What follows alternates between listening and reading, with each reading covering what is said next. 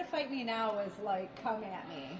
But it's actually, I actually wrote that as like an anti-violent song. I know, but like, but it comes off as a little different, doesn't it? Yeah. well, in the way, it's kind of like I'm strong enough to not care about that anymore. It's like, try. This is the anthem of the bullied, right? Yeah. It's just the you have been put down. I mean, shoot, I've had my nose broken so many times from this, and all before I was like fully developed. As a kid, Yeah. you always have these older kids that are. When I was a kid in this 400 town mule town thing, Yeah. it was it was boys will be boys, and it was very testosterone driven, and I wasn't the big. I was I was tall, but I was skinny and scrawny, and there was the bigger kids would just pick on you, and I made a decision when I went to high school that I wasn't going to take it anymore. I thought a busted nose was less painful than the humiliation of taking it. So I stuck up for myself and got my butt kicked a bunch. Our school is so small, so the 7th and 8th grades were in the same school as the high schoolers. So you have these 12th grade bullies picking on older than you. Yeah, and so you're just this kid. God. So no, that's wrong. And so I just decided after 2 years of that, I decided when I was a freshman, I was like, I'm not going to take it anymore. Yeah. And so I got my nose busted for about 2 years. Then I came to Michigan, and it was a lot different atmosphere. Yeah. But so that was, it's very dark. It's on my guitar I have a list of all the mass shootings,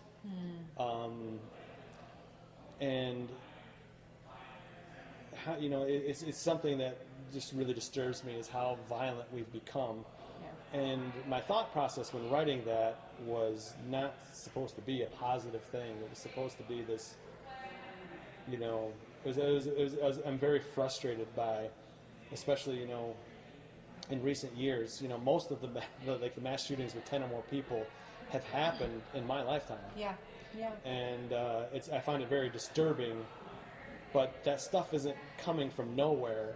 It's growing organically in our country, and it's getting worse. Yeah. And the anti-action. It was almost like the dead Kennedys would do these songs where they would just be. They'd be graphic, but graphic for a purpose. Like, this is awful, and this needs to change, kind of thing. And I'm not the dead Kennedy. I'm not Jello Biafra, so I can't write like that. So this is the closest. You don't need to be though. This is as close as I could come to that. But it's something that's really bothers me. That we've become so violent and so blasé about just. Really taking out a bunch of people, devastating. Yeah, really devastating. It's like, oh, another mass shooting, okay. Which leads us into fake news. Well, very well planned. So Sarah created this list. Yeah. I just put that in her lap.